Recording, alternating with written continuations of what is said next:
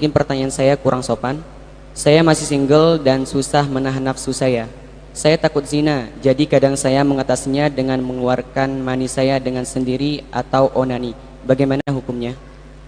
Hukum onani bagi laki dan perempuan adalah sama, hukumnya adalah haram. Hukumnya adalah haram onani atau masturbasi bagi seorang perempuan. Akan tapi di saat dalam keadaan tertentu, misalnya di saat dia takut kepada zina,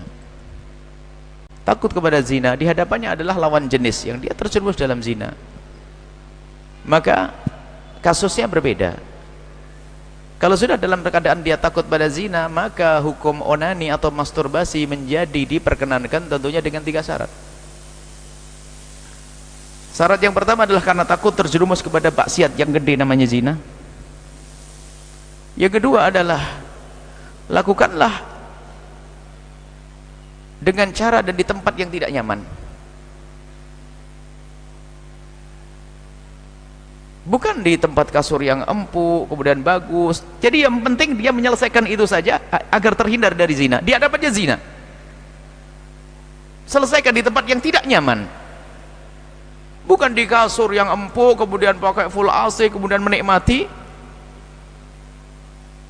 Dan yang ketiga adalah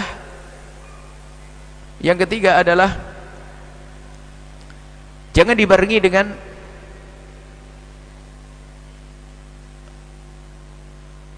khayalan-khayalan. Jangan dibarengi dengan khayalan-khayalan. Karena kalau sudah biasakan dengan biak khayalan tidak akan berhenti, akhirnya timbul lagi, muncul syahwat baru lagi. Pertama adalah karena takut zina. Yang kedua, lakukan di tempat yang tidak nyaman. Yang ketiga, tidak boleh dibarengi dengan khayalan. Apakah menghayalkan seorang perempuan dan sebagainya? Tidak. Selesaikan di situ. Termasuk sangat berbahaya kalau punya kebiasaan lihat membangkitkan syahwat yang lihat gambar, melampias mengeluarkan spermanya dengan cara melihat film-film kotor. Oh, itu adalah akan kecanduan dan tidak ada habisnya. Naudzubillah. Ini berbahaya sekali. 3 hal. Onani, masturbasi bisa dilakukan adalah di saat takut kepada zina. Yang kedua adalah tempat yang tidak nyaman. Tidak tahu di mana. Kamar mandi yang kotor atau tempat yang tidak nyaman. Sehingga bukan dinikmati itu semua dan tidak dibarengi dengan khayalan-khayalan. Kalau khayalan, khayalnya saja haram. Menghayal dengan ini. Dan ketahuilah yang perlu lagi bahwasanya mengusir syahwat itu mudah sebetulnya. Asalkan syahwat itu tidak kita undang. Kalau mungkin orang bangkit syahwat tiba-tiba, oh bukan karena takut zina, ini aman ya, misalnya tiba-tiba bangkit syahwat.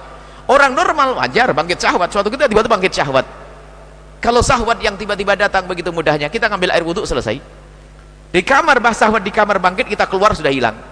Tapi yang jadi masalah dan problem besar adalah syahwat yang diundang, melihat gambar, ngintip orang dan seterusnya. Bagaimana mau diusir? Mau diundang, diusir. Ada orang ngomong, saya ngusir syahwat saja, puasa tetap saja bangkit syahwatnya. Rumahmu jendelanya nggak kau tutup karena di sana ada sungai, internetmu masih buka, televisimu masih kau tonton. Gimana mau ngusir syahwat? Jadi kalau syahwat yang datang dengan sendirinya begitu mudahnya untuk diusir, akan tapi syahwat yang diundang susah untuk diusir. Takutlah kepada Allah Subhanahu wa taala, karena itu ada pengaruhnya juga. Kalau orang membiasakan dengan yang demikian itu, dia akan tidak bisa menemukan kepuasan dengan hakiki. Karena kalau membiasakan dengan onani atau masturbasi, dia akan menikmati syahwat itu adalah dengan khayal yang tidak pernah ditemukan di alam nyata. Apalagi bagi siapapun yang sering melihat nonton porno, nonton film-film kotor, ketahuilah dia tidak akan ketemu, karena itu adalah di khayalannya saja. Sehingga bisa jadi biarpun punya istri yang cantik, suami yang ganteng menjadi tidak puas. Dan juga awas, hati-hati, jangan sampai biarpun suami istri melakukan hubungan suami istri dibantu dengan nonton yang demikian itu. Karena apa? Nonton film kotor pada akhirnya adalah menjadikan dia lebih tertarik dengan yang ditonton, sehingga mungkin dengan pasangannya tidak bangkit syahwat. Naudzubillah.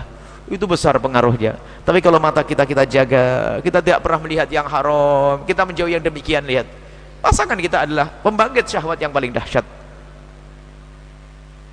Kemudian lagi selanjutnya, syahwat bukan dicari-cari, akan tapi jika ada syahwat, lampiaskan kepada pasanganmu dengan cara yang halal. Bukan hidup kita mencari syahwat. Ada orang hidupnya mencari syahwat, cari makanan yang bersyahwat, cari ini yang bersyahwat, hidupnya mencari syahwat.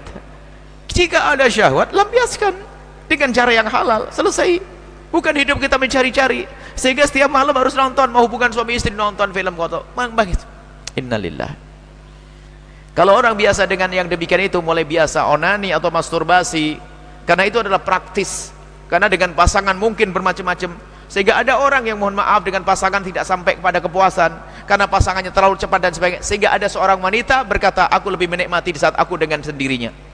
Seorang laki-laki pun berkata, bagiku adalah dengan diriku sendiri lebih mudah daripada aku dengan istriku. Na'udzubillah. Kemudian ada lagi yang karena biasa nonton yang kotor tadi, sehingga apa?